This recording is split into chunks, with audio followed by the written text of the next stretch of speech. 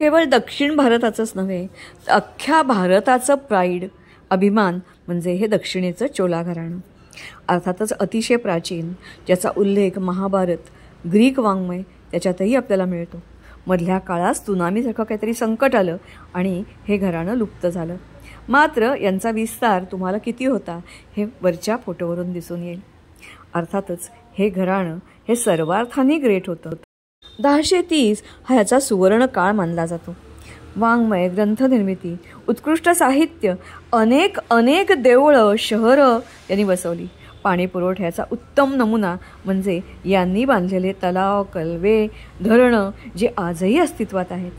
अर्थातच स्त्रियांना बरोबरीनं मान होता. राणी सेमिबियन हिने बांधलेला कालवा आजही तिच्या कर्तृत्वाच्या खुणा देत तिथे उभा आहे. हे राजे हे अर्थात स्वतःसुद्धा विद्वान होते. प्रत्येक देवालय हे ज्ञानपीठ होतं.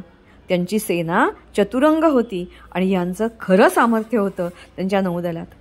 कावेरीच्या काठावर बसलेलं यांचं घराणं पार दूरपर्यंत पसरलं. याचं कारण यांचं उत्तम नौदल, युद्धनौका, व्यापारी नौका, मासेमारी नौका, मोतीखोर नौका, सीमांचं रक्षण करणाऱ्या, घुसखोरी रोखणाऱ्या अशा विविध प्रकारच्या त्यांच्या नौका.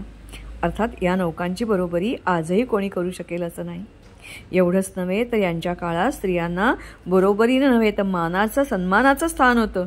असे अनेक उदाहरणं आपल्याला सापडतात. उदाहरणार्थ हा दिसतोय हे धरण किंवा कालवा हा बांधला आहे राणीनी.